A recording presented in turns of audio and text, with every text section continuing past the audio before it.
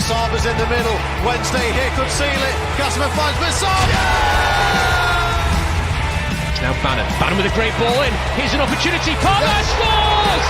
Liam Palmer has scored for Sheffield Wednesday.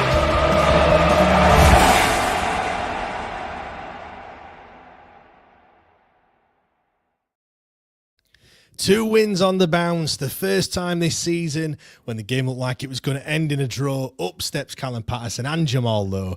Pato with the tenacity, Jamal Lowe with the finish. And yes, it ends that run of 18 years without a win at Pride Park. Finally, we've done it. We've won at Pride Park. That is it. It's done. Hello and welcome to the Wednesday Till I Die podcast. I'm James Mappin. Alongside me is Matt Johnson. Matt, how are you, mate? Tell me about all those limbs in that away end. It was incredible, that away end. The last, I'd say the away end, the last 25 minutes of it was very good. But yeah, I do apologise in advance to anybody who was around me because I was losing my head for large spells of 65 minutes today. But yeah, what a result, and the celebrations at the end are just it's what you go to football for, innit?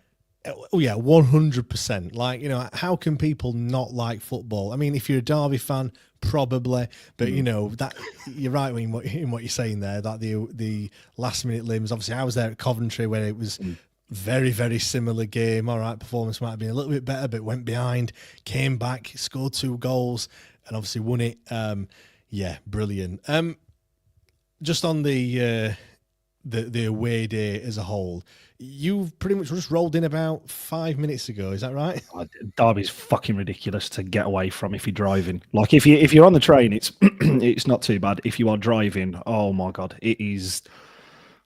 So I got there at like a quarter to 1, I want to say, 12:30, 1:45. Parked the car, and I said to the bloke as I was pulling into the car park, I went, I need to be right near the gate to get out as quick as possible. It was like, yeah, no bother, mate. You just stick it here, you'll be absolutely fine. No bother. So then went off into town and met up with Mick from the Discord chat, met Annie, had a long conversation with Paul Gregory, better known as Tango, about a campaign that he's started for one in every corner. Him and a Derby fan, a very close friend of his, are trying to raise money to have defibrillators put into all 4 corners of every ground up and down the country.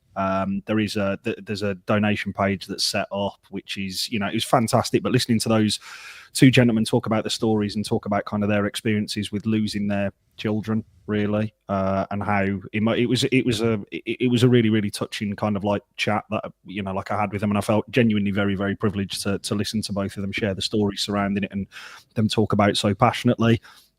Walk down to the ground. 96 minutes of football happens, just trying to pull yourself down off the ceiling, coming out the ground with all the 3 points away, ole going off and all the rest of it. But you have got a lot of time to pull yourself down off the ground, because I was sat in traffic outside of Pride Park, moved about 25 foot in an hour and 20 minutes. It is just the worst away ground that we go to get away from. Then picked my wife and son up on the way back, and rolled in the door 5-10 minutes ago. So here we are. This is it, fresh off the away day.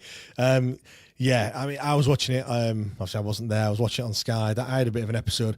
I get in, like, last minute Larry, red button, black screen. What's all this about? I'm like, Fox, like, you're frantically running around. So I actually watched the first half on my phone, on the app. Best way to fucking watch it. I wish I had. Well, yeah. With the earphones in, I'm like, this is shit. Goal down after 8 minutes. And then I got the iPad out for the second half, and that were a bit better. And then, obviously got the headphones in, and wife and kids are putting up all the Christmas decorations and whatnot. And then, when that goal goes in, I just like, you said you were picking yourself off the ceiling. I think I were doing exactly the same. I'm just going absolutely berserk and shit my son up when I started shouting, because obviously to them, there's no noise, is there? Like, I'm literally, I've got the headphones in. All of a sudden, I'm like, get in, come on, going absolutely crazy. But yeah, it's just such a great feeling just to get a goal in the manner that we did, in the time that we did as well. I mean, up the injury time hours, I think it should be, and the amount of goals we've scored late on. I mean, historically, I know people could say, well, playoffs were that's history and stuff. But I mean, talking years before that, I never kind of felt that we scored goals in. Then in late on in injury time, especially not winners. Anyway, now it's like it feels like every other game is this one of those goals in it. It's incredible, and I'm really, really pleased for. I know a lot of people will have seen it already, but Jem White's video that's going around on Twitter at the minute, recorded from the home end, because there are two of the most outstanding pieces of away fan footage of Sheffield Wednesday fans that have been recorded from the Derby home end. That one where everybody's bouncing, where it's like 6,000 of us away after Reader Johnson scored, and that one today, because it is just made a little bit better by some knobhead stood in front of them going, "Oh, get the fuck out of here," and going absolutely ballistic. And then it cuts back and focuses in on the away end, and it is very, very reminiscent of Coventry. There was a couple of Derby fans who, as I was walking out, just went, "That is the best set of fans that have rolled up to Pride Park this season by a long way." Like the noise that they made after the equaliser, the noise that we were making throughout the first half consistently, even though no matter, we'll come on to talk about how poor we were for 65 minutes of the game. But it is always nice to hear that. And we seem to be also breaking a lot of hoodoos or curses or whatever this year. Like, we haven't won at Coventry for Godrelad, and we've done that. We haven't gone away to Pride Park, and to do it in the manner that we did it in both of those games as well just makes it all that little bit more sweet. We had a fucking penalty in the last game. I mean, if Ike Ugbo would have been on the pitch today, I'm sure he'd have scored as well. Why not? Like, we might as well just get all of them broken. Hull as well. We'd not won at Hull in the last three meetings in the league. I know obviously we'd beat him in the cup earlier, but we'd not won him in the league. And it was just every single every single thing that was doing wrong previously, and like I said, all those records and stuff, we're slowly knocking them down. People are saying, "Oh, don't say that, it'll never happen." Cardiff had not won away all season. All right, granted, we only drew that game, but still, it don't matter anymore. Does not matter. I see loads of comments coming through on YouTube as well. If you're watching us live, do get them in. We'll get through them as we can. Alex Young, what a finish to the game. Get in. I'm surprised you didn't hear me shouting from Cornwall. Bannon, you absolute baller. Happy birthday, Bazza. Yeah, what a birthday present that was. Nobody gave it to him. He bought it all himself. So I don't think we can quite call it a birthday present, but what a goal that was. And we'll get onto that in a second. Let's go to the start then. Starting lineup. That's where we have to start, of course. Beadle in goal, Valerie Iofa, Max Lowe, Marvin Johnson, Valentin, Charles, Bannon, Musaba, Gassama and Smith was the full lineup. Bernard, Windass and Ugbo all midway. Bernard obviously was suspended, picking up 5 yellows so far this season. Windass made the bench. Ugbo wasn't in the squad, but obviously Windass and Ugbo both were seen as doubts for this game that Danny spoke about. Just on that, we'd never kind of usually heard anything about any players that were going to be doubts or anything like that previously. It was very much a closed shop in terms of injuries and things like that, but it's quite, certainly from a fan's perspective, I know I'd spoke previously about, it's kind of giving the opposition a bit of a insight, I guess, as to what's going to happen. But from just purely from a fan's perspective, it's good that there's a little bit more transparency, I guess. Yeah, I would agree with that. I think it also just puts everybody's mind at rest as well. Like, in terms of that, it stops all of that nonsense and chat before the game surrounding like, are they going to be fit? Are they going to be this? And kind of like that rumour and hearsay that seems pre-kickoff before a Sheffield Wednesday game in the past couple of years. It seems to have been, well, I've heard he's out. Well, I've heard he's all right. Well, I've heard he's this. It's actually quite nice to have, no, he's going to be a doubt for the game. To just be said, because we it doesn't really make any difference at the minute with Smith and Ugbo in terms of if Ugbo's going to be a doubt or like whether Smith's going to be a doubt, because we have no idea who's going to turn up and play. So for an opposition manager, it must be really, really difficult for them to kind of like gauge, because we do rotate a lot of our forward players. We're rotating our back line. It's anybody who fits into a shirt in it at the minute, in terms of that defensive line and who's going into it. So I personally think it's much better that we do come out and are just kind of open and honest about it, rather than just kind of like, you don't hear, years gone by, Famewo would have been injured and we would have heard nothing. We would have heard he's going for a scan. And that's the last you'd have heard of it for months and months on end. And there would have been nothing else that had been said. But actually to have some information coming out is really useful for fans, because you can set your expectations a little bit kind of like based off that information about who's going to be in the starting lineup, who's going to play, what it's going to look like. And you can actually, it's always a guesswork, but you can actually make some informed judgments based off it. Yeah, and so when the team news comes out today, earlier on, and you see they're not in, you think, oh, well, Danny did say they were a bit of a doubt. You're thinking, oh, it's not too serious. Where, like you said, there's no panic anymore. No. The three players that came in, Dom Iorfa, Masaba and Smith as well. What did you think to that? Because, I mean, we were obviously discussing midweek about, who's going to replace Dish on the debate show. I think really Iorfa was the obvious option, but obviously there was others. Michael Ahekwa could have come in. Agbonzahoma could have come in as well. There's a few options. Palmer might have even come in there, but I think Iorfa was probably the obvious one, weren't it? Really, I think Iorfa was the safe choice. I think I could have understood playing Michael Ahekwa. But actually, as the game transpired, if you'd have been lining up against someone like James Collins, I think as the game transpired with Jerry Yates obviously starting, I think Dom Iorfa was the before kickoff. I will say this before kickoff, the smart choice. I think there's also probably some merit to suggesting actually if this game was a little bit further down in the season and we were, we're 10 points away from the relegation zone now, but if we were a little further away from it, actually Gabe Otegbayo has done nothing in the times that we've seen him. He's, recently. Sorry, I called him Agbonzahoma, Otegbayo. Yeah. We've had a large number of those supposedly exciting and talented prospects in defence on the bench over the past number of years, and actually they just kind of pale into insignificance and we don't really see them. We saw that Danny trusts him. He brought him on against Norwich and kind of left him in the back line for the end of that game, and he took the applause at the end of that game for a clean sheet. I wouldn't have been heartbroken to see him come into that, because at the minute it is a patchwork defence. Like, if we're being completely honest, we've got left backs playing at centre half, we've got wingers playing at kind of like your wing back positions. It's all just a bit of a who fits really. But again, 2:00, no problem, because there's just, from my perspective, complete and utter trust in the manager. If he thinks that's the best 11 to go out and do the job, fine, no problem. Yeah, just on that, it does scream to me that not signing a centre back in the summer was a massive problem.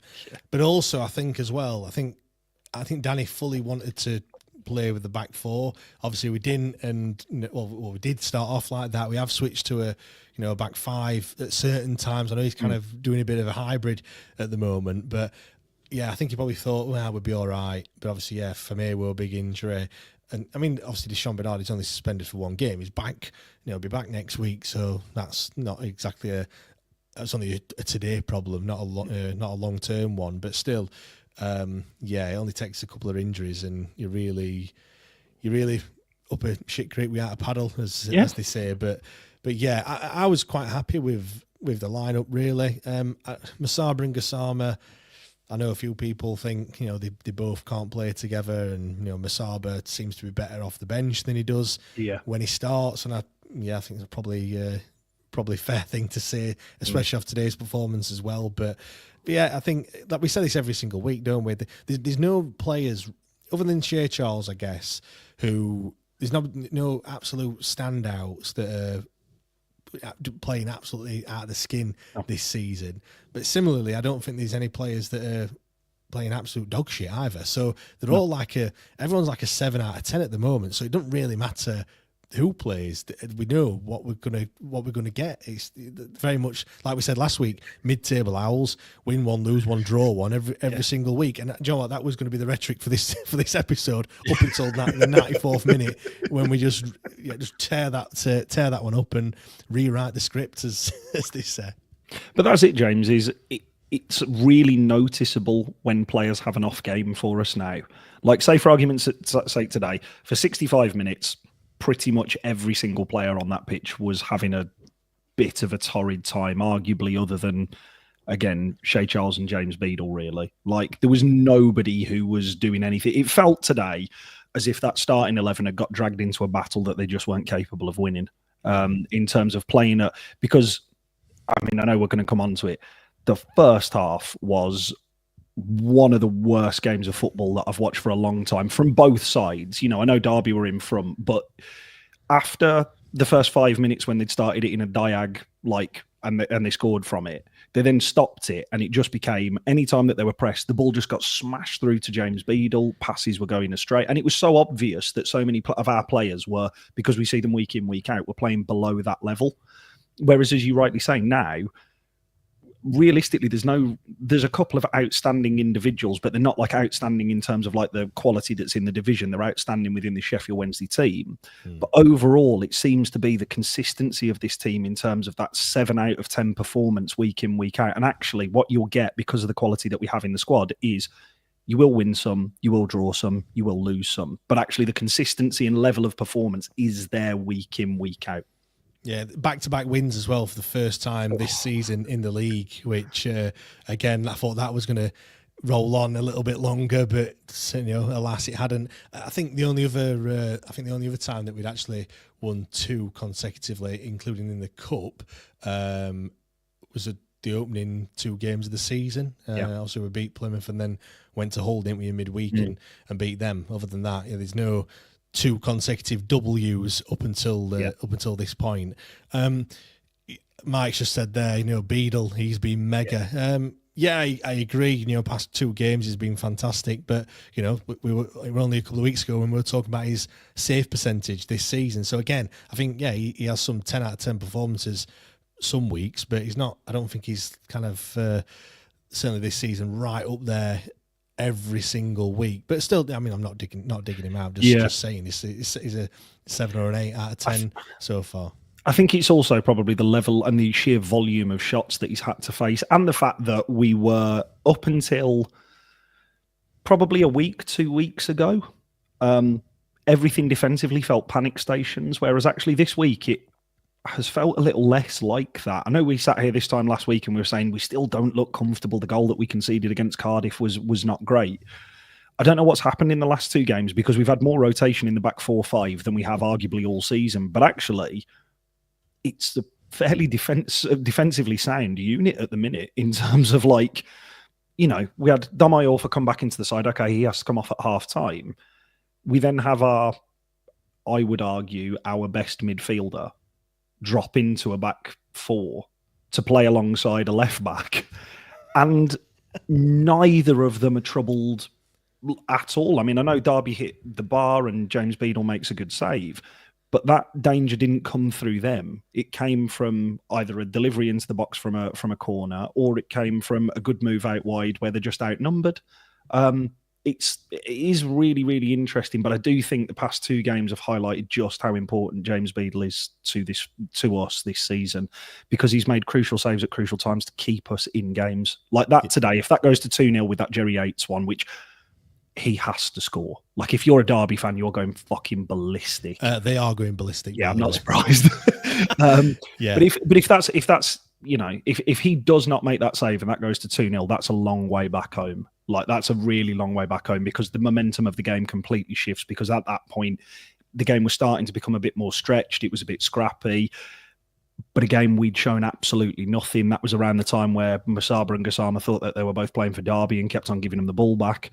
It was, I mean, it's such a crucial save. And we saw that at Hull in midweek as well. He makes 2 outstanding saves. I mean, he's had 3 top-class saves in the past week. And rightly so. I'm pleased that Mike's highlighted him, because he has been, I mean, for the rest of this week, outstanding. Yeah, Jack said here, great 3 points today. Typical Paul Ward, Rotherham style team, tackling crisp packets, but we're stuck in there. Deserved a point, but grabbed all 3. Just on that, Matt, when the first half performance was poor. There's no 2 ways about it. But how many times have we said it on the flip side when the other team have been shy and it's 1-0 or 0-0 at half time? Do you know what I mean? The fact that we weren't playing very well, but we'd kept it to 1-0. You're always in the game. At 1-0 down, you're always in the game.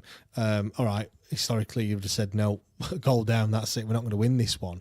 Yeah. But, the way that, Derby didn't look great either. It was a case of, let's if it goes to 2, it's a bit more difficult, obviously, and the game does run away from you a little bit. But whilst ever it was 1-0, I always thought it's like one of those, as the game kind of wears on, you're thinking, wait a minute, like, we can still be in this. And I feel like Danny Rill's tactics against Derby, all right, they probably weren't the same as what they were against United, but it's similar in sense of he wanted to be still in the game, and then all of a sudden, when you get to that final 15, 20 minutes, really turn it on, ramp it up, and then, the other team can't really contend with it. They've made a few subs, it's all different, and you've already planned for what you're going to do.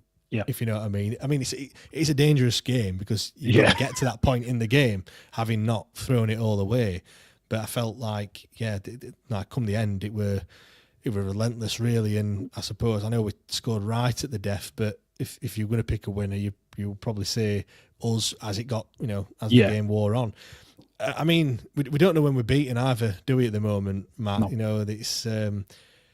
It's good. It's a good moment at this point in time.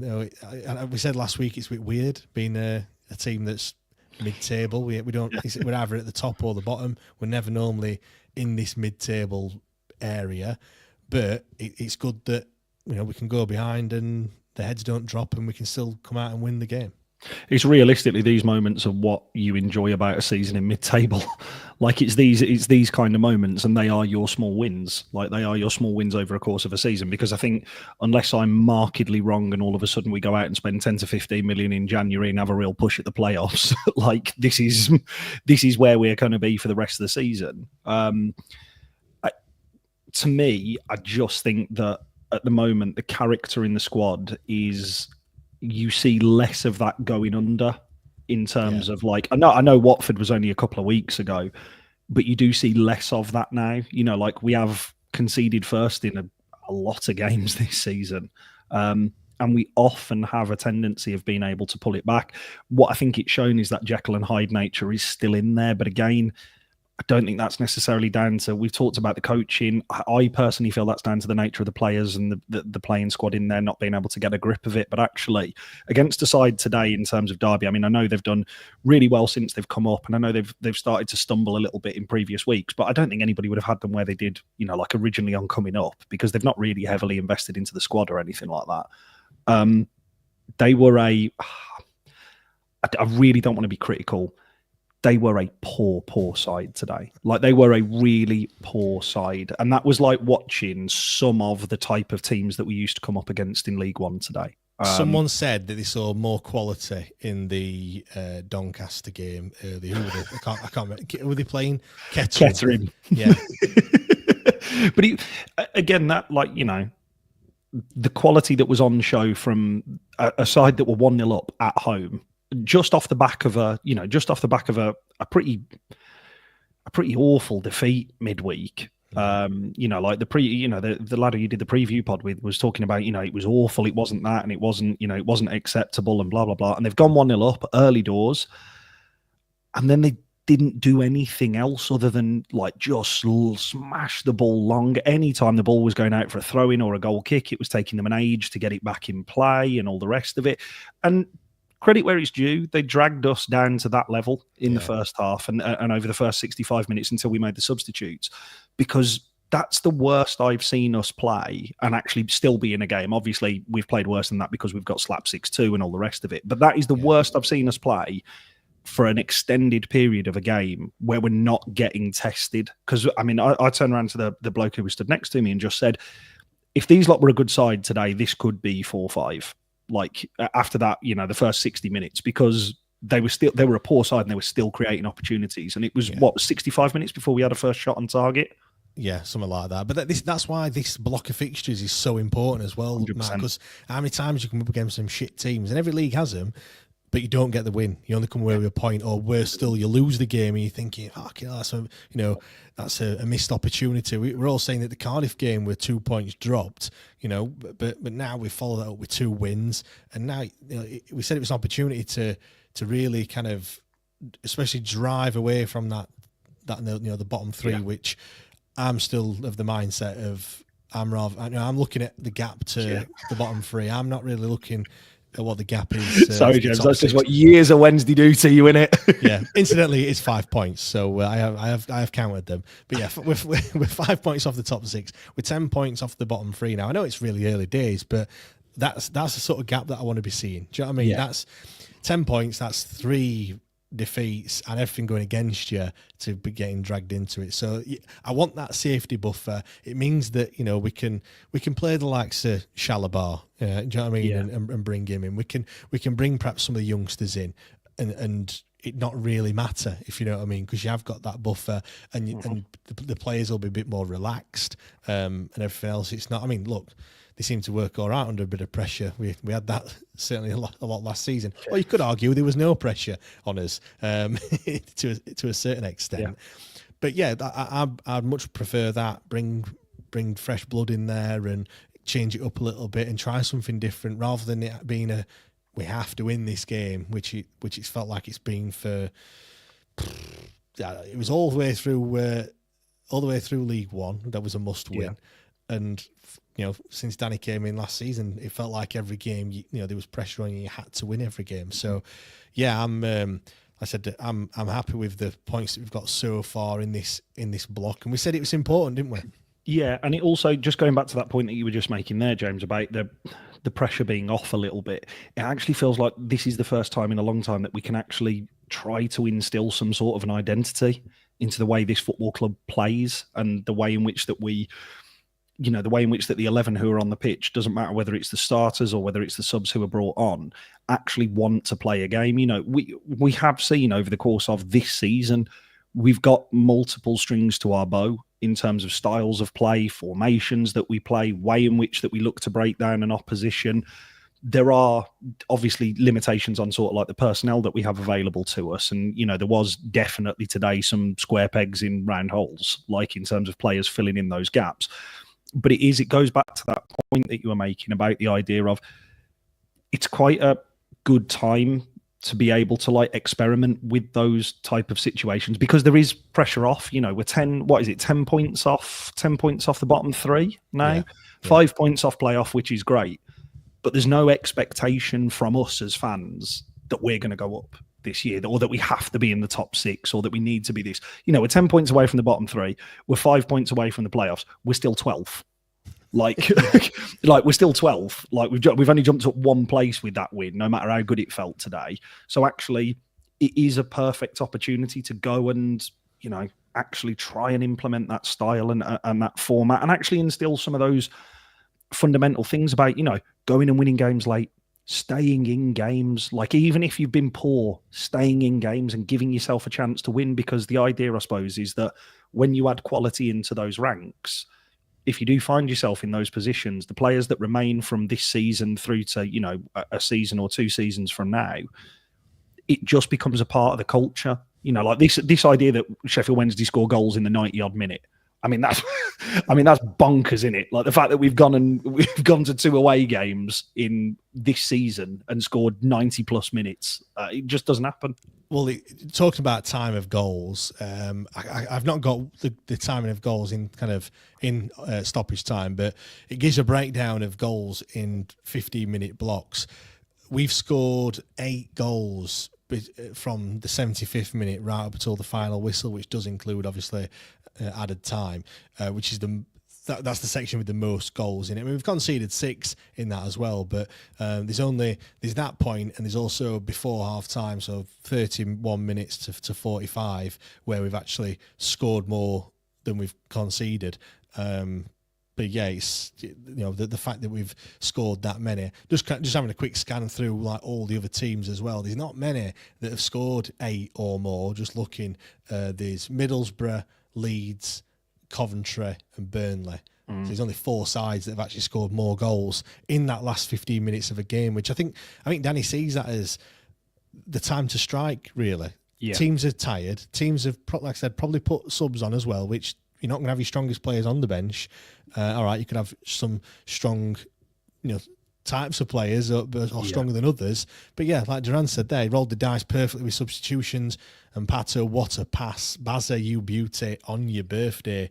Yeah, like, we're going to come on to that in a bit. The subs did change it, and I felt like Danny was trying to do something. He probably sensed that we weren't playing as well, but he also probably sensed that this game's there to be won as well, or certainly get a point from. Yeah, I mean, it was there for anybody's taking that really today, wasn't it? And Duran summed it up perfectly there with the idea of him rolling the dice. Because how many times have we seen players come in and one of them has an impact, but it's just not quite enough to get you over the line? Say, for argument's sake, Anthony Masaba against Cardiff last weekend. Yeah, he had an impact when he came onto the pitch. He was. So do you mean Mustafa? Yeah, sorry, Mustafa. Sorry, Mustafa. And he hooked for Dean Windass, didn't he, when he kicked his water bottle? It's, he brought him onto the field of play and clearly told him, just run at them, try and drag runners out with you. And he did so, and he did really, really well. Again, Hull on Tuesday night, he gets an assist. I thought he was poor on the night overall, but actually he gets an assist, so something that you can't take away. Today, for 60 odd minutes, he was our worst player on the pitch today, like by a lot. It wasn't even close in terms of how, and we were poor as a side, but it was like a significant drop off to him. He gets brought off and we bring on Josh Windass, and we look at we move Josh Windass into that position where he is, as Chalobah goes. There was that many blooming system shifts today, I can't keep up with it. I think Danny was literally rolling a dice. He was like, right, well, we rolled it. Oh, it's a 5-4-1 now. Right, turns to his bench. Chris Powell's got his boots on. But it was. Yeah, well, they were clicking him at come full time anyway. I tell you. But it was that. And again, Anthony Masaba will have better days, no doubt. Like, absolutely no doubt. I think I could have played better than Masaba in that first half, to be fair. I can't run. Just before, I think it was about 10 minutes before he got hooked off, when he could set off at a fullback and he left the ball behind and he had to go run back and get it. Oh, my God. But I could totally understand the logic behind playing him and Gassama today, because in theory, I suppose before we concede an early goal, you want to allow Derby to have the ball and drag them out, because we saw today on the ball they are not very good. Like, actually on the ball, working a quality move. I know the goal was a good move, but on the ball they are not a great side being able to play it out. Well, I said this on the preview show as well. I said it's going to be interesting to see what happens today, because our results recently have come when we have actually let the other side have the ball. You're looking at your West Broms, you're looking at your Norwiches as well. We've had like 35% possession, and at home as well, which is quite remarkable, really.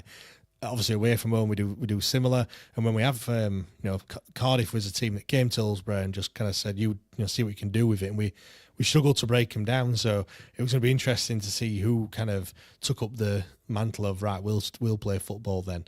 And I suppose that's why it's probably such a boring game, because I don't think either side wanted to have the ball. They both wanted to catch them on the counter, and neither side was kind of willing to let that happen, really. Which, but I tell you, James, just on that point there, I think the player who did that really well since he come on was Nathaniel Chalobah. Oh, yeah. I mean, I openly said when we signed him, for me, I couldn't quite work it out. It was crying out that game for us to have a centre midfielder to put the foot on the ball and actually look to try and just keep it moving and dictate a little bit of the play. And normally that's Bannon, normally it's Chala and Charles, but for whatever reason today, it wasn't working for either of them. In doing that, the ball that he played into Bannon to release him was, I mean, us in the stand, we were looking at the back four, expecting the ball to go there, and so was their midfielder, and he whips it the other side of him, and it sets off Bannon in acres of space, which up until that point and him coming on, I know the game gets more stretched, but up until having somebody like him on the pitch there and being able to play that pass, we just simply weren't doing that. And as you say, it was two teams who were basically like, we don't want it, you have it, no, you have it, no, you have it, I don't want it, no, you go for it. Until it got into wide areas where both teams were, I think, on the day, I know we're a better side than Derby, but on the day, both teams were relatively evenly matched in all areas and aspects of the pitch today, I thought. Yeah, let's talk about some of the goals then. The first one came after 8 minutes. Ebou Adams, I picked him out as a player to watch as well on the preview show, so I should have known that he was going to score. Even I was just going to say, didn't the bloke say he was shit on the ball? Yeah, he basically said he's like he didn't say this, but I'm thinking in my head of Jose Semedo, not a great footballer, got heart of gold, really give you 110%, plays in that defensive midfielder role, and I was like, had he got a goal or 2 goals already this season? And he was like, oh yeah, it was a bit of a fluky goal, and I'd have scored it, and this, that, and the other. And yeah, he popped up Ebbo Adams. I was like, I'm going to stop doing this now. Like, I'm going to stop picking these. To be fair, if Jerry Yates had scored, then that would have just that would have been icing on the cake, because I picked him out as well. I mean, he is an obvious one because I think he scored 3 in his last 3, I think it was, and yeah, perhaps should have had a goal. But yeah, the goal came really early on, and I suppose Derby just showed you how simple it is to score a goal. Mm-hmm. They've just squared it across the box. Marcus Harness does that, and yeah, Adams just gets a march on Dom Aofa. I think when I've watched it back, you could say Dom's on his heels a little bit. He's got to be close and a bit tighter to Adams, because you can't really give someone that sort of space. What is he, 7 yards out? Yeah. And it's an easy finish. He's in the middle of the goal. Like he can hit it anywhere really, and Beadle's going to have absolutely no chance saving that one. I know he's saved a few point blank efforts, and obviously did so later on. But yeah, it's an easy goal, and you're just thinking to yourself, the curse of Pride Park. Yeah. And you're probably thinking, I weren't even going to cut to this game either. And I'm thinking, what the fuck am I doing here again? To be honest, there was 2 good bits of football that Derby played all afternoon. That was one of them. It's a great piece of movement outside from Marcus Harness to take it round. Was it Valentin or Valerie? It was one of the two. So I had the opportunity to watch it back. And the cut ball back into that area of space where if you were playing a 3 in the centre of the park, there would be a player there. You're not playing 3 in the centre of the park means that they're always going to be completely free. It's a really well-worked goal from a Derby perspective. It seemed like the most inevitable and obvious thing to happen going to Pride Park. Because again, as fans, like, it was really loud. Like, we'd silenced, any sort of like a home atmosphere that they'd attempted to get going with the drums and the banging on the back of the stand. And then, of course, we concede. Like, of course, like, it's what we do here at this ground. This is what we do. And then the rest of the first half was just so frustrating to watch. Like, just so frustrating to watch. But the goal from Derby in that initial instance, credit where it's due, is a really well-worked move. Yeah, we should have known that would happen, because that was the 10th consecutive game that they've scored in. However, they've only won 2 of those 10. So I suppose the next, from a Derby perspective, the next thing was inevitable, that they weren't going to win the game. I mean, the game's 1-0, and then Beadle pulls off, again, a remarkable save. I don't really know how he does it. I don't know whether it's because he's got those long, dangly arms that he's got, long, dangly legs, that he just kind of spreads himself and just, he's done it 3 times now, in the last 2 games, as you just mentioned. Just manages to get something on it every single time, puts them off. I don't know what, maybe just shouts at him. Like, she can't pick it up. Maybe just like goes, just shouts at the striker, because, the save he makes, it's as good as a goal, isn't it, really? Yeah. Yeah, I mean, the save is outstanding. I think it's his positioning, and he reads where an attacker is trying to go. Because I suppose for Jerry Yates, who's receiving the ball, and he's wanted, he should have taken a touch and just drawn Beadle out, and I'm saying it like I'm prime R9 here, but like, take a touch, draw him out, slip it round him, wheel off 2-0. I can get in the car, and I'd have been here an hour and 10 minutes before the end. He hits it first time, but where can you go with that? You have to go back across the goalkeeper where it's come from, because he's coming onto the ball and he's trying to whip it in. He can't put it into that far corner because it's going to be a bit of a scuff finish because he's coming onto the ball. I think it's just great positional sense from James Beadle. In fairness, I think it's a nice height for him. It's not down right low in the corner. It's sort of like waist height for him. But again, really important save at a really important time, because again, up until that point, James, I don't know how you feel about this. I genuinely felt that we could have been playing until next December and not scored. We were that poor, not only for the rest of the first half, but it was passes going astray. It was runners running in the wrong directions. And Michael Smith was unbelievably isolated. Nobody around it. I don't know how you felt like from your position watching it, but again, from mine and I think the other 3,000 of us who were there, we were tearing our hairs out, like, ridiculous. Bannon's goal was our 3rd shot. Yeah. Is that the first one on target? It was the first shot on target that we'd had. So that goal came on 63 minutes, 64 minutes, whatever it was.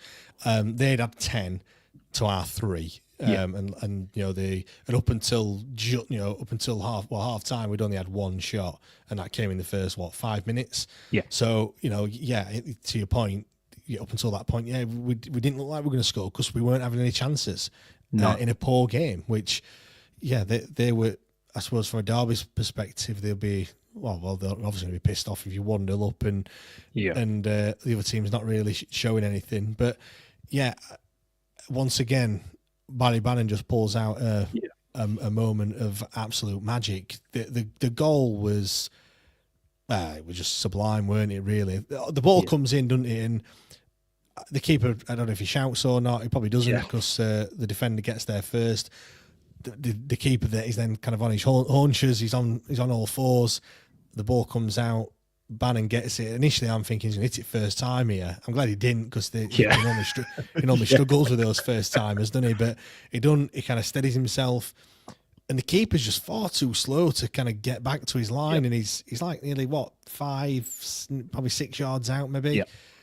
And the ball's bouncing left foot. It's that perfect shot in it. When you kind of where the ball rolls down your foot as he didn't shin it or anything like that.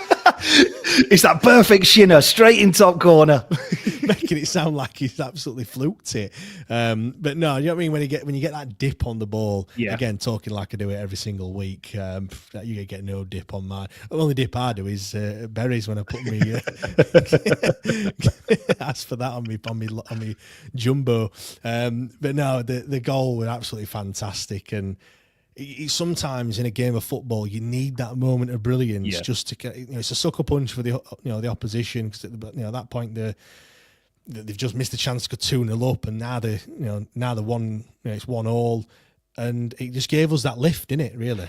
Because I thought the start of the second half, obviously with Domai coming off and Shea Charles dropping into that kind of like back defensive line, I actually thought gave us a bit more control. The problem was there was just no movement in front of that back four or Bannon or whoever picked up the ball, because actually up until that moment, it didn't feel like we'd actually been really around Derby's box to threaten them in that second half. Like if you look at Charles picks up the ball and he looks in front of him and he's got to go out to Valerie, but the time Valerie's got the ball, he's got to go backwards, and then it's got to go back to Beadle, and then it gets just absolutely smashed forward.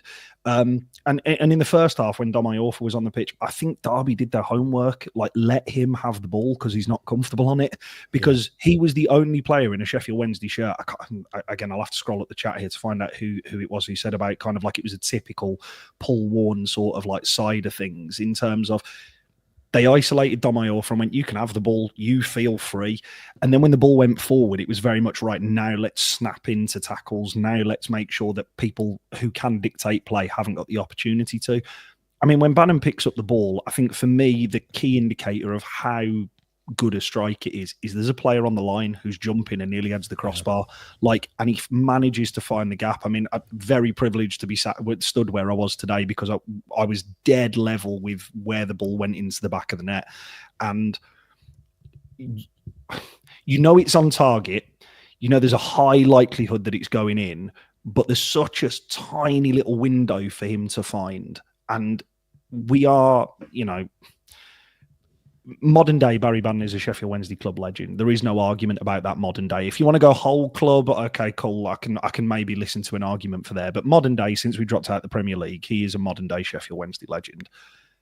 It's for moments like that when you've been terrible all game, and he just lifts every single player around him with a proper moment of brilliance. Like he's had two at that end. That one in the from Gary Hooper as a back heel where it kisses the bar on the way in, and then that today was completely different technique, but just as equally impressive, because there's no pace on it. Like it doesn't like fly into the back of the net. He's properly positioned it and just set it out exactly where he needs to. It's an outstanding goal, especially when the ball's bouncing. Because he sets it and takes a touch, but it doesn't kill it dead. It allows to keep a little bit of that on, so he can get that ball up and over. It's an outstanding goal. I mean, he only scores bangers, doesn't he, really, Barry Bannon? He's got 3 goals so far this season. Obviously, that was his 3rd. He had the one against Luton, which was a great finish. He's kind of edge of the box when it comes to him, and that's a great goal, not quite as spectacular as the one that he scored against QPR, of course, which I know it came to nothing in the end. And then this one again, that just, he's having his own little competition, I think, this season. And you know what, as well, that's probably a little bit of a criticism on last season. Didn't probably score enough goals that we, and it's probably, he would probably say the same himself. He's got 3 now. There's only Windass and Smith that have scored more goals than him so far this season. So, fair play. He's certainly contributing in 100%. More ways than one. People question Matt, has he still got it? And whilst I would accept that I don't think he's 10 out of 10 every week like we come to expect, there's a little bit, a couple of drop-offs. I mean, I'll give him the benefit of the doubt. The ball bobbled a little bit, but that in the first half where the ball bobbles, it goes out of play, and then he rolls it back, then he gets a yellow card. But if that were me, my head would have just fell off completely at that point. It's not. It's pretty much from where the lad took the throw in from to begin with. It was that to me seemed like a referee attempting to try and stamp his authority on a game nice and early. Like I'm gonna make sure everybody knows I don't want to see none of that shit. I don't want to see no time wasted, nothing. But then proceeded to allow Derby to do it for the next 65 minutes anytime their goalkeeper or anybody went to take a throw in. On his performance today, that I suppose is what you want from a 34-year-old. You don't want a 34-year-old having to run and dictate games. We know he has that ability, and we've seen him be able to do that. You want a player of Barry Bannon's quality now to be in your squad for moments of magic like that. That's what you need him in that squad to do now, like to produce those moments, to produce the Luton goal, to produce those. Let everybody else take all of the stress and allow him to be found in those pockets of space where he can just try something like that. Because, again, I know Josh Windass and Michael Smith have scored spectacular goals in their past for Sheffield Wednesday. He's the only one who consistently can do it. So I really want him picking up the ball in those areas on the edge of the box. And if he's having to take the ball off a left back, or stood in the left back or a right back's position for the majority of the game, that's not what we should be asking him to do now.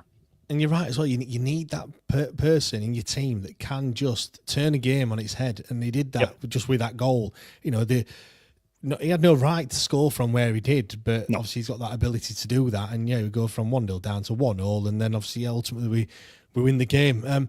People use the saying, wand of a left foot. I think whoever came up with that first was probably just watching Barry Bannon, to be fair.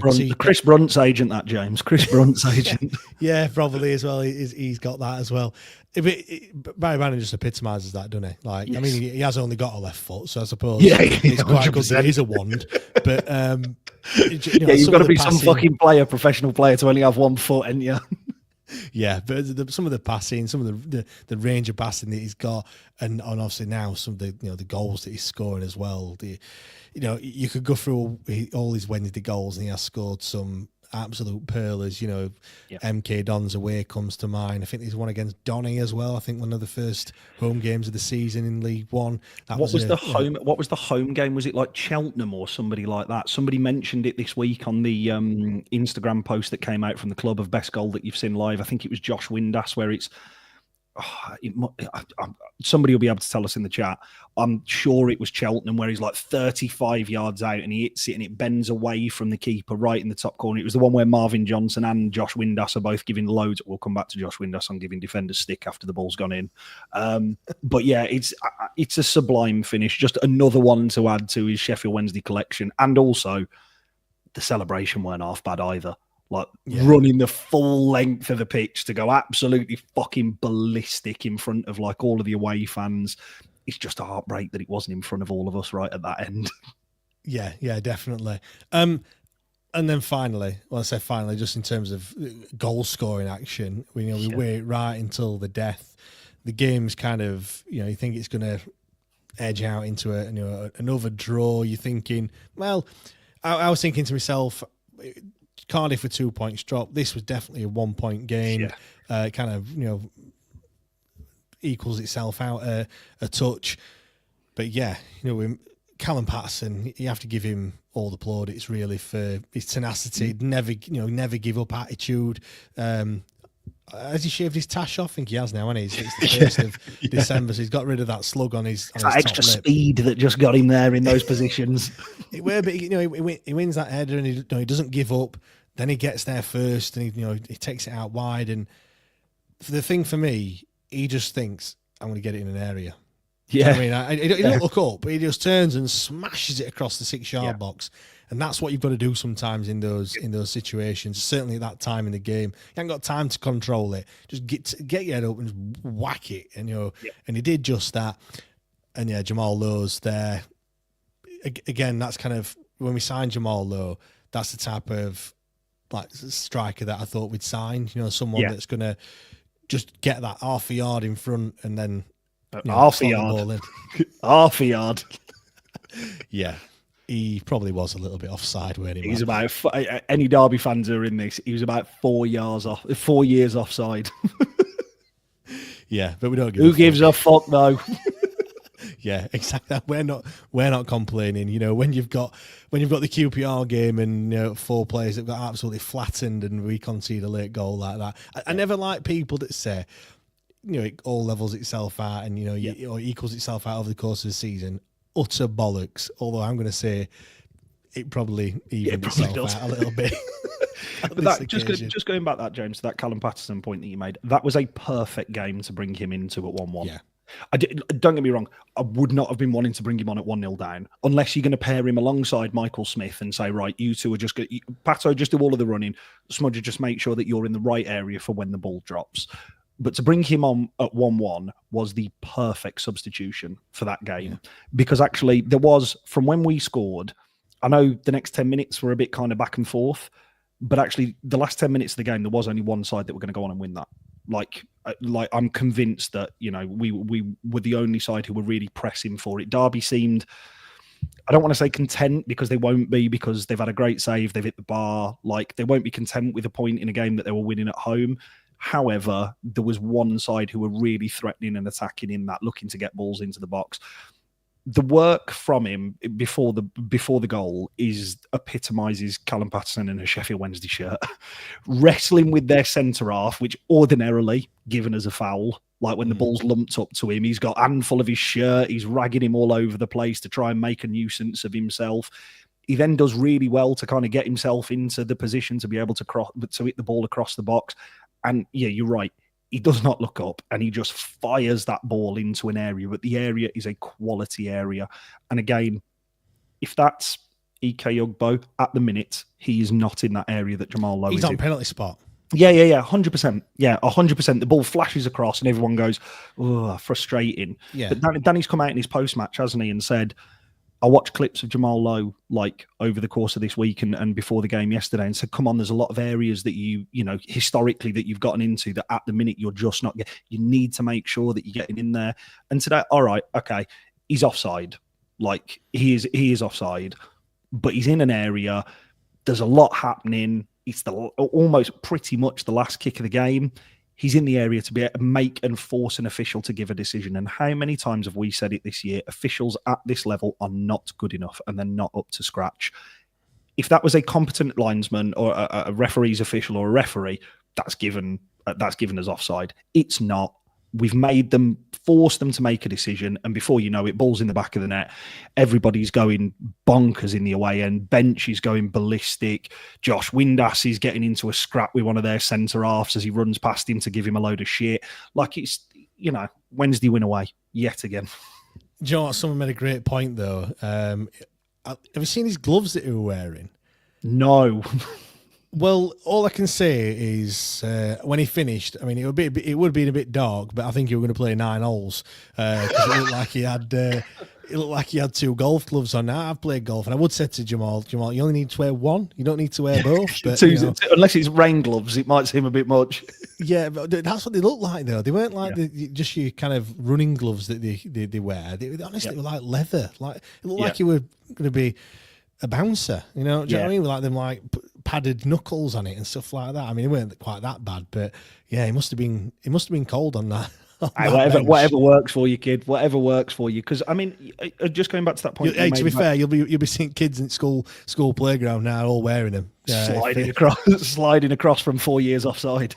To be fair, the goal that he scored against Plymouth was a similar kind of run and a similar kind of finish. and they're not complicated finishes. You just have to be in the right area, because even as long as the ball hits him, it's going to hit him and come off at such speed that it's past the keeper before he can blink. Like, it goes, but the goal goes pretty much through the goalkeeper. Like, it's not a, far side of the net, can't get there, never going to get there.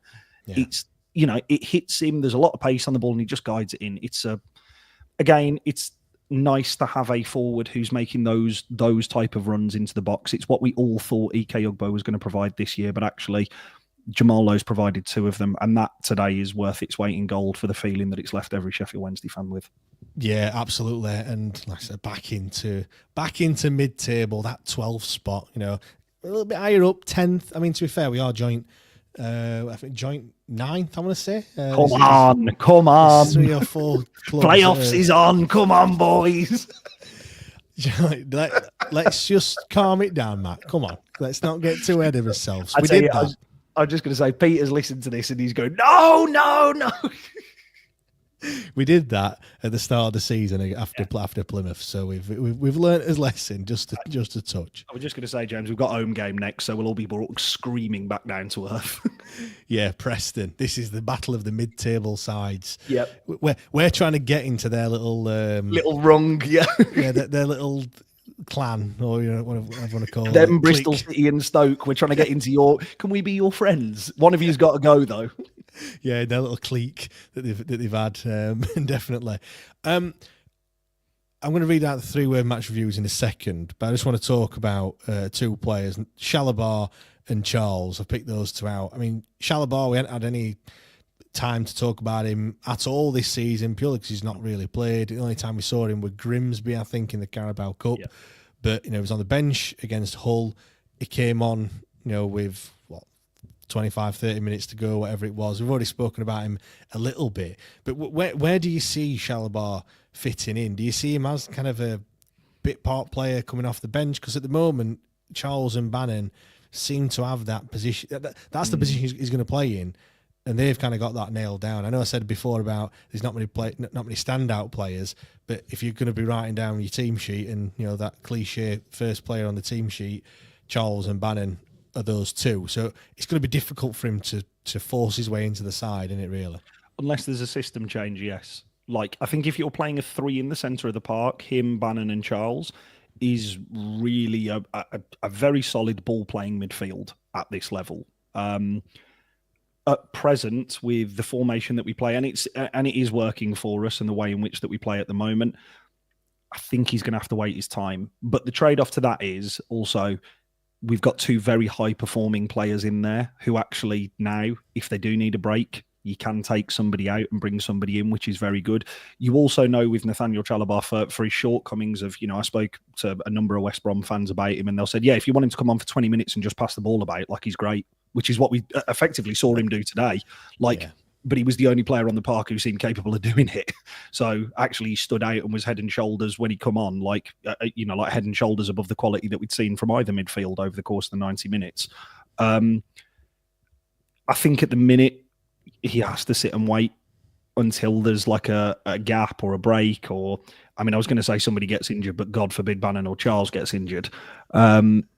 And then, he has to take his opportunity. Like, he got it today. I really don't want this to sound critical, because I thought he did really well when he come on the other day.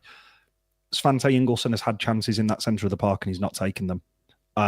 Nathaniel Chala, from the 20-minute cameo that we saw today, he's now ahead of him in that queue. Because actually, when he got onto the ball, he brought a level of calm and composure that was really, really nice to see. He looked to link play. I don't think I'd want to see him going box to box for 90 minutes. And based off what we saw against Grimsby, I don't think he's a natural deep-lying defensive midfielder who's able to dictate possession and play of a game. But the 20 minutes that we saw today shows that actually in a game like that, where chances are for both sides at a bit of a premium, he's ideal to come on and try and play passes that break lines. Like, I mean, we mentioned it before we came on, didn't we, James, about this idea of he played that ball through to Bannon, which then set Bannon into 40 yards worth of space. It was a pass that nobody for either side all day had found. Yeah. Like nobody had found a ball between the lines which actually released somebody into acres of a ball that somebody could control into acres and acres of space. And it was a really, really classy little moment and a nice little touch. But until we see him more consistently do that and get up to speed, yeah, he's going to sit and wait on the bench for me.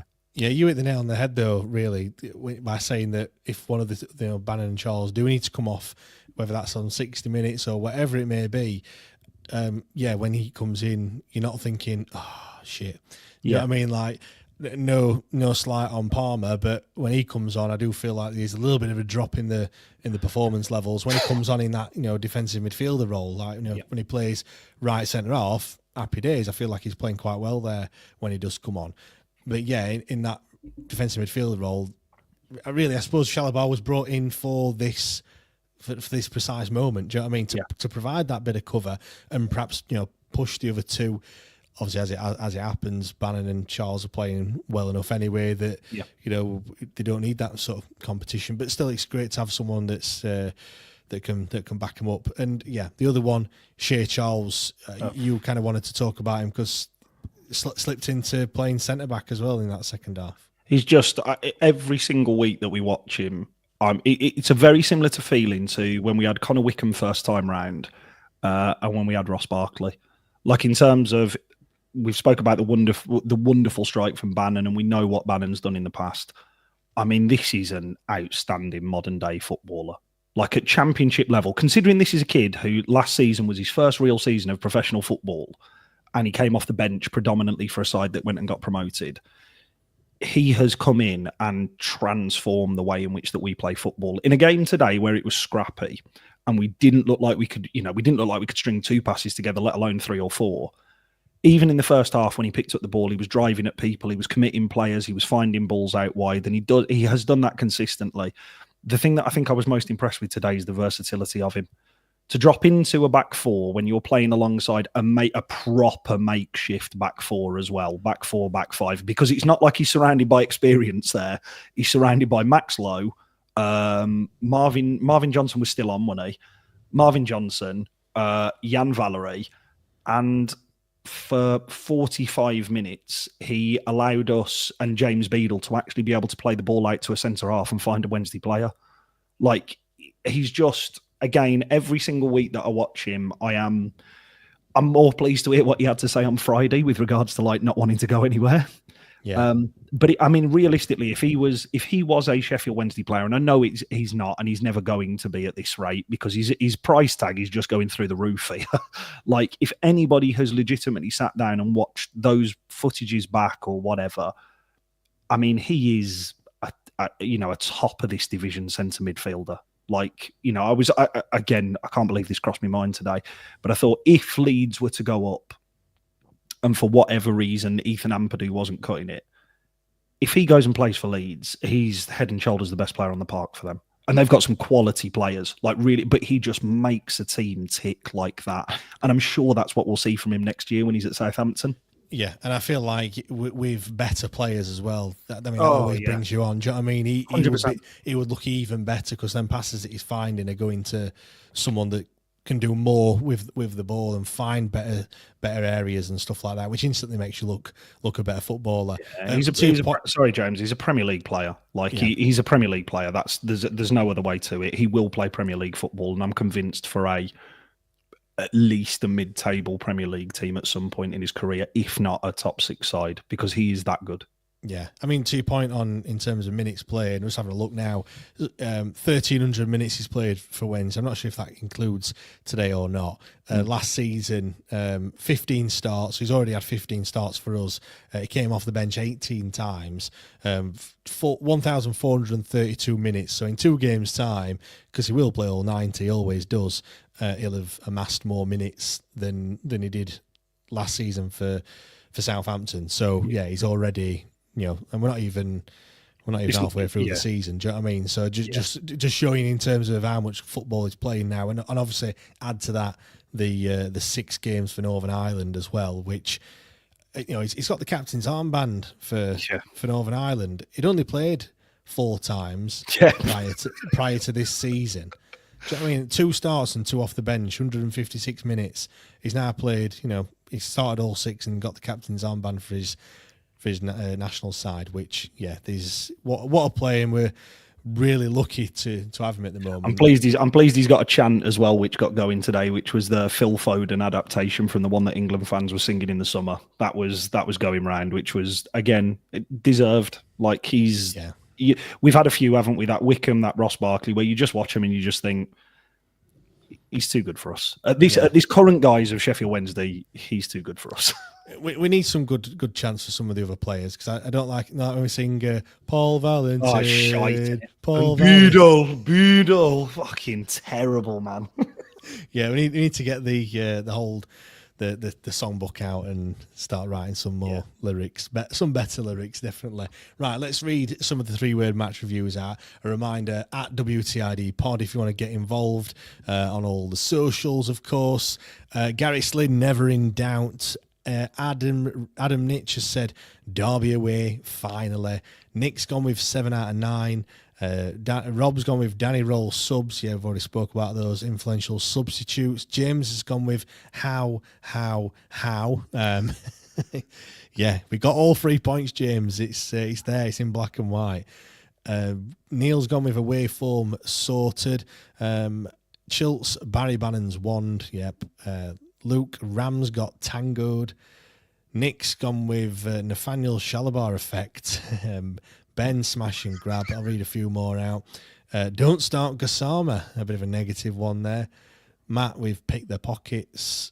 Ryan, roll, tactical genius. Kevin, moment of quality. I'll read one more out. Chris has gone with Pato Ballon d'Or. Could be barn door, but yeah. But I get what you mean, and I think we said it before, didn't we? Callum Patterson he's the modern day Ati Nuhiu for me. Yeah, just in terms of everyone loves him, but also just takes him for what he is really, and what he's for. Before we kind of move on. Talking about Danny's little shopping list that he's got. What were the atmosphere like at Derby? Because obviously I was watching it on Sky, and I'm not going to lie, it felt very much, certainly in the first half, it felt very much charity game. I mean, yes. That could have been something to do with the football that we were seeing as well, which weren't. I was trying to pick out who were celebrities. I thought we were watching Soccer Aid for a minute. Well, he's decent. Oh, yeah, he was a former professional footballer, that one. All right, yeah, that's why. It can't have been Masaba or Gassama you were talking about. No way. But it was like the, I think, I don't know where they had the kind of crowd mics positioned or not. It was almost like they had them like too close to people, so you could like hear convos. Yeah, kind of, not quite, but it would. You could hear like just rather than it just being a noise, it was just like murmurs. People. Yeah, it felt very much. Yeah, like I said, like a charity game or something like that. But what was it like being in the stands? Up until the Derby goal, really good from ourselves. Derby then made about 2 minutes worth of racket. Did they bounce? No, they didn't, funnily enough, because they're chance-stealing bastards and they've remembered that they've nicked it off us, so they're not going to dare to do it. They then, for half an hour, both sides were so shit. Like legitimately so shit. And obviously, anybody who's got a working set of eyes and a functioning brain will have looked at it and gone, what is this? Like, what? I'm watching this instead of Liverpool Man City. Like, did we get football in a library going? No, there wasn't even. I don't think anybody could even muster the strength for that. There were like pockets of like people like starting it, but it didn't last for very long. Yeah. Second half, chance no, lots of anger and frustration and lots of noise. And then when we did do something positive, mountains and heaps of encouragement, much more than there is normally for somebody finding another orange shirt. But again, I've given them both plenty of stick tonight, Gassama and Masaba, and both of whom were poor. I thought Gassama was the better of the two, but I mean, you could take your pick here. There was 2 moments where Anthony Masaba was released into space, drove the ball forward 10 yards, and then played it to no one in an orange shirt. Just literally give the centre half the ball. And honestly, you could hear seats being kicked. You could hear people like really going for it. And And then when he got brought off, and obviously Bannon scores the goal like really quickly, there was a really distinctive turn, like a really distinctive turn in the atmosphere, and it was really, really positive. And there was a lot more sort of like noise coming from both the away end and the home fans. To be fair, did go very, very quiet and flat and didn't really react. I would have thought that they would have made a right racket for the way the second half was going up until the Bannon goal, because actually they'd hit the bar, they'd had one that was saved. Yeah. They looked comfortable. We were very limited, but there wasn't really mountains. And then with the remaining 10 minutes of the game, when we were pushing, the noise was good.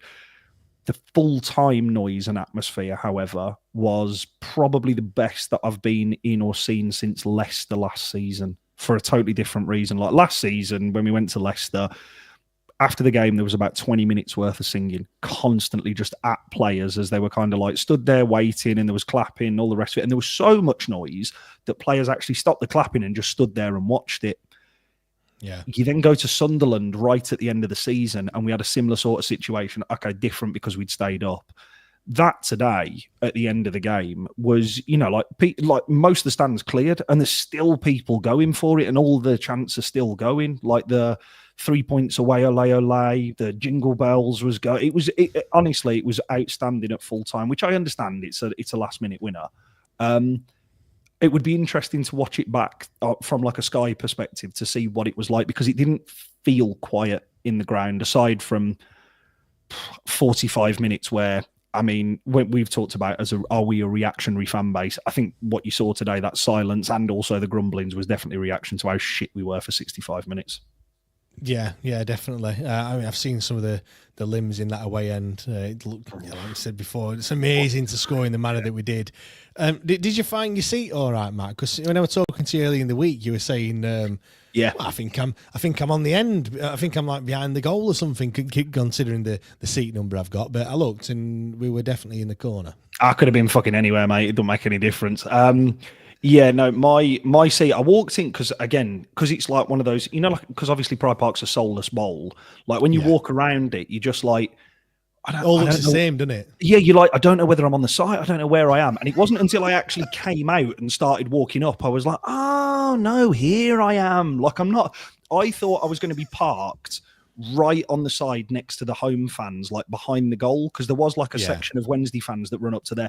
Actually, turns out, fucking total other side. I was about six, 7 rows in from the away fans from the home fans on the other side. But yeah, I mean, perfect seat, like a full view. And that is one thing that I will say. I don't know what it was like for anybody who was sat down lower today. If you're up at the top up there, you get a great view of everything. Like you do really get a good view. I was, I think, one off the back when I went a couple of seasons back in League One, that 0-0, that terrible game. Oh, you had a great view for a shit game. And I was just on the behind the goal bit, if you know what I mean. I wasn't kind of on the corner. Talking about that, I think it was a Coventry game, and you look in the opposite corner to where we were, and I think in the corner they've got either hospitality or something or whatever. And then you looked, and obviously as the kind of seats curve round, obviously on a curve you can't have, the seats have to be flat, don't they? So you get to a point where it messes with my OCD when you've got like four seats on a row, then it's 5 above it, 5 but a bigger gap, and then it went further up, and as it kind of went to a point that right at the top there's one seat. Like one seat next to the steps, and then obviously all the seats carry on at the other side. But I'm like thinking, who the fuck buys that seat? Who's that buying that one? just right up at the top, just on its own. It's really bizarre. I mean, I would say also there was 2 things. One thing that was a positive from today. One thing that is a huge negative from today. The safe standing section at Derby is great. The barriers that they've got in place, the fact that they don't give you a footrest, so you can't kind of like jump up onto them. If you're looking at safe standing, Pride Park has cracked it for an away fan. It's really, really well done. The concourse situation at Pride Park, and in particular the bathroom situation, there was genuine, it was cramped and crowded in there. And I know Hillsborough gets a lot of slack, and obviously the Leppings Lane end, obviously it's got all of the connotations with history, but that gets a lot of slack from away fans. the concourse at Derby today was, I mean, it was heaving, like absolutely heaving. In particular, like the bathrooms, it was, you could not, like genuinely couldn't move. And I think it's because they are one in and one out. So it's not like, you know, at Hillsborough, you have two exits. You have an entrance and an exit to those. It's just the same door. And it's people coming in and just straight into massive queues of people queuing for a beer or whatever. It was, even though they opened the doors at the back, it was, I mean, it took 10 minutes to get into the bathroom and 5 minutes of properly like pushing people to get out. So again, it's not anything, you know, absolutely horrible, but it was one of those things where I was like, we cop an awful lot of flack off away fans for how bad the Leppings Lane is. And I was kind of coming out and thinking, there are other grounds where it's, you know, it's just exactly the same. Yeah, well, it's not great. Yeah, right. Before we get on to the next upcoming game, which is, of course, Preston North End next week, there was a moment, you wouldn't have seen it because you were obviously there. You might have seen him, to be fair. There was a moment where the camera panned to Danny Reel just before half time, and he was frantically writing on his little notepad. So it got me thinking, maybe he was writing his little shopping list to Deshwan Chansiri. Christmas list. Yeah, whether he's giving it to Chansiri or whether he's giving it to Santa, one or the two. Same effect, isn't it? No one's coming. Yeah. Anyway, it got me thinking, what would be on Danny's shopping list? Get involved, everyone, in the comments as well. For me, obviously, I mean, January window is not far away either. We're in the 1st of December now. You know, 4 weeks, 5 weeks' time, it will be the January transfer window. And we will be, you know, as it gets nearer and closer, these like rumours will be coming out. He has come out and said he wants Premier League, you know, players from the Premier League. And now that we've paid the tax bill, he knew this would be sorted and everything's all good and rosy. I'm going to be a little bit more grounded. But if I had to say, you know, what the essentials are for me, I mean, we don't know how long Firmino's going to be out for, whether it is going to be long term or not. We need a replacement for him, first and foremost. I need a centre-back. And I wouldn't mind a young striker as well. Let's keep Cadamartri out at Lincoln. Leave him there. Get him his full season. McNeil doesn't seem to be anywhere close to. No, he's got to go out. Start. Yeah, so I need someone else. I need another striker. If we are looking at Premier League, you know, why don't we get someone in the same mould as a Chala Charles? Do you know what I mean? Someone who's young, but obviously good enough. They just need that leg up. They just need that one season of Championship football. Obviously, it'll only be half a season, but they need that one season, and then they can break in there. So for me, definitely centre back and a striker, centre half striker, and a wide option, and a wide option who is different to the wide options that we have currently, more in the Josh Windass mould, who can also drift in and play 10. That's what's on the shopping list for me. We've got enough cover in wing back areas. A centre half, again, I still think we're quite deep at centre half, and I don't want to say reluctant, but at some point, if you want to see whether Gabe Ottedbayo is going to start playing games for us over the next 18 months, he has to be given a run in the team at this point and this time, because a mid-table team is exactly what you want to use the opportunity for. I just think a wide player is what we are missing. Jamal Lowe's got his goal today, got his goal at Plymouth, but he's not really cracked it, because I think he's kind of in that.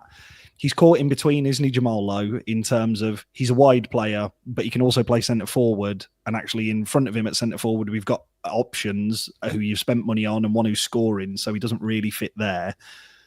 Josh Windass, again, is a similar sort of player, can play up front, can play out wide, can also play number 10. I'm just of the belief that basically Barry Bannon needs a playmate, basically somebody who they can play quick and sharp 1-2s around the interchange of the edge of the box. And, you know, we do see that from Windass at times, but it's somebody who's got to be able to unlock a defence. And it's not going to take a moment of magic like we got today, that we can consistently get to an opposition's box and actually still play football around it. Because at the moment, I just don't think we have that.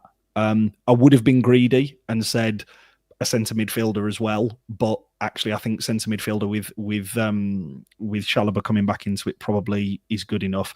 I think the reason why I've highlighted that one from Macaulay is because, I mean, Louis Barry would be a good addition, like a very good addition. And I know he's setting the world alight at Stockport, but I don't know whether he would quite fit the mould of exactly what Danny's talking about when he talks about a Premier League quality player, because I'm not sure that Louis Barry is at the minute. He's setting the world alight at League One. Yeah, I'm just looking, actually. Obviously, he's at Villa. And obviously, yeah, Villa have spoke about they're going to recall him and send him out to a championship side. I think Middlesbrough perhaps leading the race from what I've heard.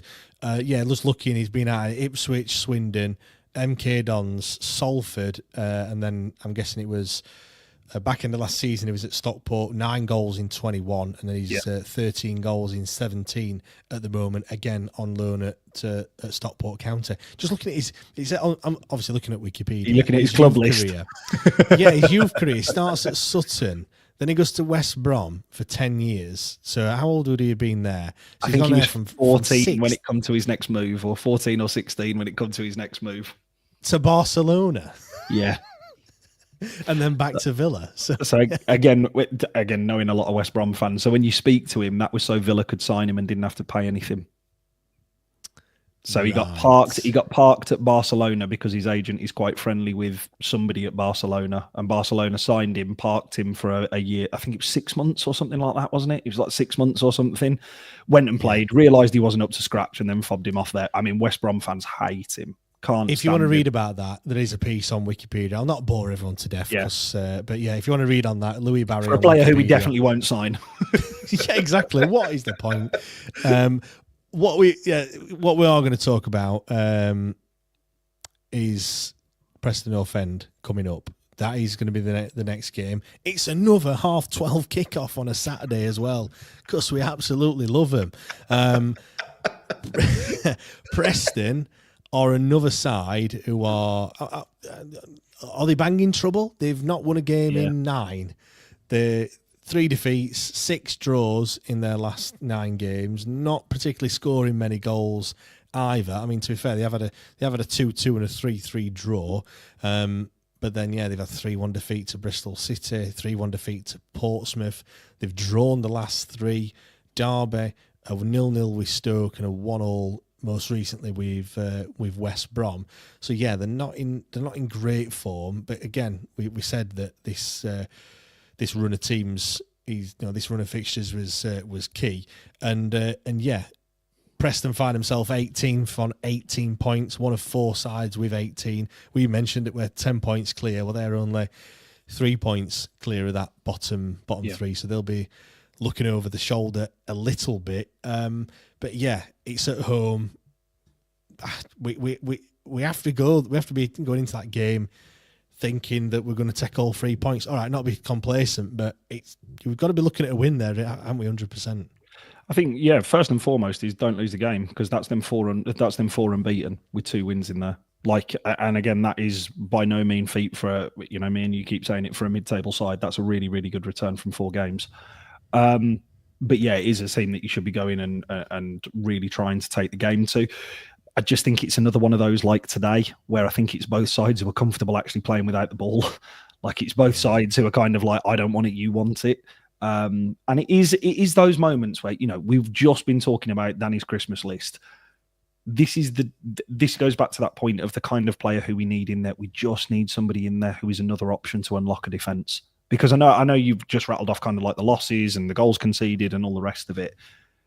This is a side who you can see coming to Hillsborough and just sitting in for 90 minutes, smash it, doing something similar to what Cardiff did.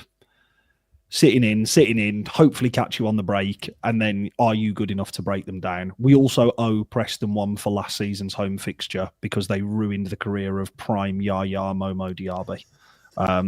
So I think we owe them for one for last season. They had 1 shot in that game, didn't they? 1 shot and scored. So I'd like to see us go and take the game to them. I said I'd like to go and see us take a game to a side this time last Sunday.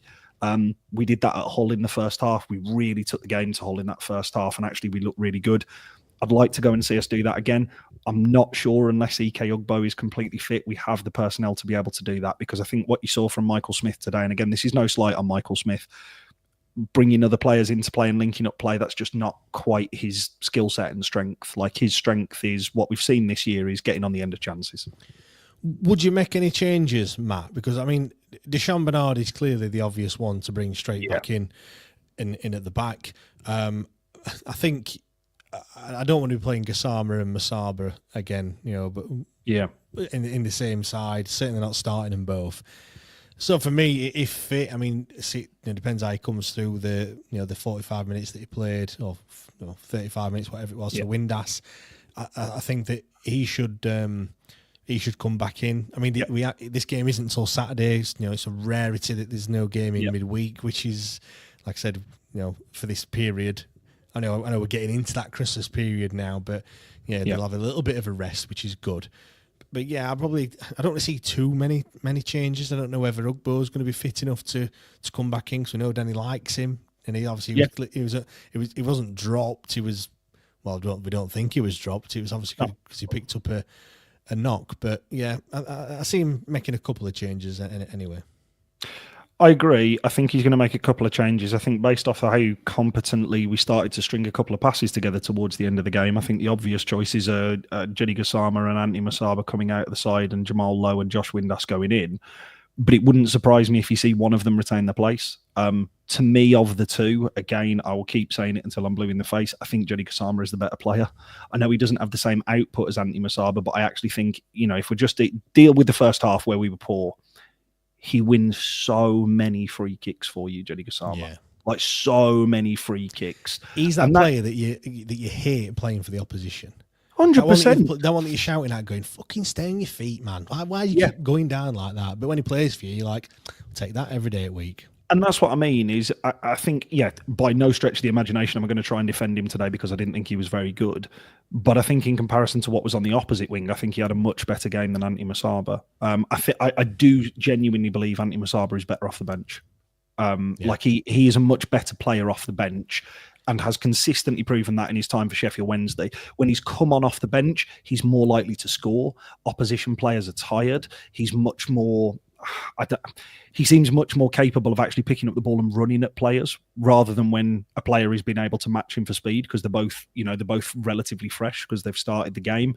That one that you've highlighted from Nick there is terrifying, because who is going to come in and play instead of Bannon in that particular position? Are you going to play Shea Charles and Liam Palmer? Are you going to go for Nathaniel Shalabar and Shea Charles? I would argue they're fairly similar. And it goes back to that point that I was making for Danny's shopping list. You have to have somebody else who is capable of unlocking a team. Yeah, I think it's good that we're coming up against a Preston side next without a Barry Bannon, because I'm thinking it's a chance to perhaps experiment a little bit. Do we see kind of a 4-3-3 with, rather than having kind of central midfielders, maybe wide men in those central areas looking to get out wide, and then you kind of overlapping your front three and stuff like that. I don't know, maybe we see something wild that Danny starts doing. But you're right, Shalabar will be the obvious one as long as he comes through what he's done today. But we've managed without Deshaun Bernard today. Can we now manage without Barry Bannon? I'm just having a quick look, actually, see how close we are on yellow cards for other players as well. Jan Valerie's picked up 4, so he's only one off a suspension. But he's. I don't want to sound horrible to him, but we have got players in those positions who could fill in for him. So he is not like completely irreplaceable. Yeah, and the other one is Shea Charles. He's on 3, so he's a couple off. But they do reset. They do reset at some point, don't they? So I don't know. Is it after this period, James? I can't remember whether it's after this period or not. What we effectively want him to do is get that yellow card just before the FA Cup game. 19 games is when it resets, and we've played. How many games have we played so far this season? Good question. 17, I want to say. No, I think we are about 17 games in, aren't we? Something like that, 17 or 16. Why can't I find a league table as quick as here you go, James. 18. Come on, take your booking tomorrow. Take your booking next Saturday. Fuck them. Yeah, Macaulay's right there. Don't they reset after 19 games? So the next game is game week 19. So. Yeah, as long as you don't, so as long as you can get a booking next week, and that'll be fine. Because then it goes to 10 then, by the way. Yeah. So and a 2-match suspension, I want to say, if you get 10 bookings. But yeah, anyway, right, let's wrap things up. We're going to be heading over have you got a score prediction for Preston? I have, yeah. I'm going to go 1-0. We're going to beat him 1-0, keep another clean sheet. We haven't been playing scintillating football, have we? Plymouth haven't been good either. I do feel like sometimes we do, like today, get dragged down to other teams' level. That might happen. That might happen on Saturday. But yeah, if we can come through it with a 1-0 win, another clean sheet, which will be nice, and just, let's move on and keep that truck rolling. I mean, that will be 3 consecutive wins, and you know what? I stand by this. Whenever Sheffield Wednesday win a game, especially when we're in this situation where we're not, we're looking. The first objective is not get relegated. Let's be honest about it. I'm always like, right, that win, it like buys you a poor result, if you know what I mean. Yeah. Like, you don't want to be going defeat after defeat after defeat. So if you get a win, it means next week in your next game, you can come away with a draw. All right, if it all goes to, Pete Tong and you get beat, but you look and you go, right, we've got 3 points from those 2 games, and you can just move on to the next one. Yeah, it does become a problem when you are 3-4 games without a win. That doesn't really seem to be happening to us this season. So I'm just like, next game, pressure's off. But having said that, I still want us to go in there and win. And if we don't win, I'll still be pissed off and everything else. But you look at the bigger picture, and it's not as bad. No, I mean, Preston will score. There's nothing more certain than the opposition scoring against Sheffield Wednesday this season. I'll go 2-1. I do think we're a better side than them, but again, it doesn't matter how many times that we say, do you know what? Clean sheets are really good. We've kept one at Hull, which was me and you sat on here and said I'd like a clean sheet over at some point this weekend. Ended up getting one. I think Preston will score. I don't know whether they'll score first. We seem to have a nasty habit of that. But yeah, I think 2-1. I think it'll be another 2-1. Yeah, just on that, points from losing positions used to be kind of a bit of a, something that we never did. I'm just having a look now how many points we've actually got from those losing positions, because it must be... it must be one of the highest in the league, yeah. Yeah, it must be a decent whack now. What did you say there, Matt? Highest in the league? Yeah. Spot on. Yeah. We've now got 3 wins and a draw when we've been behind 10 points, which is the most. Bristol City next with 9. Funnily enough, Hull are the third on there with 8. So they must have picked all their points up from when they've gone behind this season. It's funny, it's a bit misleading that, because you look at that and you see that Sunderland have only had 1 point from losing positions. They've only been behind 4 times. I was just going to say, they don't fucking lose, do they? Well, of the 18 games this season, 11 we have actually gone behind in, which is one of the highest in the league so far. But it's great to see that we've won 3 of those. Coventry today. Where was the other one? Oh, away from home. I don't know. It might have been at home as well. Which other game have we played where we've been behind this season? Not sure. Have you been able to find it? I'm just frantically looking now. Off the top of my head, I genuinely can't. Portsmouth. Yes, yeah. And it was away from home as well, so we've done it 3 times away from home. Coventry, Portsmouth, and the only other, then we've had United, obviously didn't happen there. Hull, we didn't go behind in, and then Derby. So last 4 games where we've gone behind, we've won 3 of them. Yeah, yeah. It's genuinely, it's a really good time to follow Sheffield Wednesday away from home at the moment. Like this calendar year has been really good following Sheffield Wednesday away from home. It has been really enjoyable. Don't get me wrong, there's been some smackings on the way, Huddersfield, Ipswich, I'm thinking those. But it is a good time to follow Sheffield Wednesday on the road at the minute. If we can just get some of that to translate to home form, we're not going to be far off that upper mid-table side. Yeah, Hawley just said, joined a bit late, lads, so don't know what's been said. For me, poor first half, could barely string a pass together. Second half was improved without really creating a chance until that last minute. Who cares? 3 points is 3. Unreal away in today too. Up the Owls. Yeah, cheers for that, Hawley. We are going to be wrapping things up now, so you have joined really late, but you'll be able to get this back on YouTube, or you can listen to it in the car on all your podcasting providers, which I'm sure you already subscribe to already.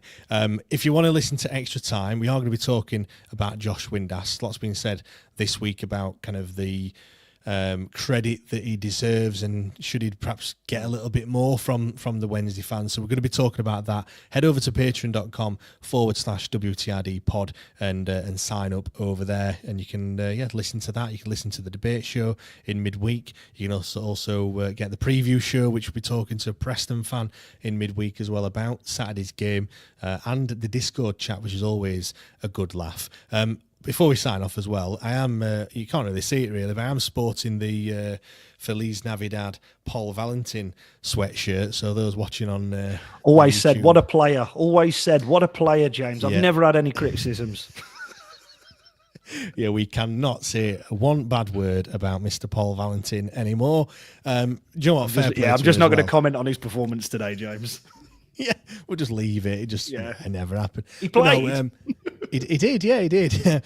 Just on that as well, fair play to him. Obviously, we did the giveaway on Tuesday night. You know, if we won, I would give away one of the sweatshirts. Actually, as well, fair play to everyone that's gone out and bought one as well.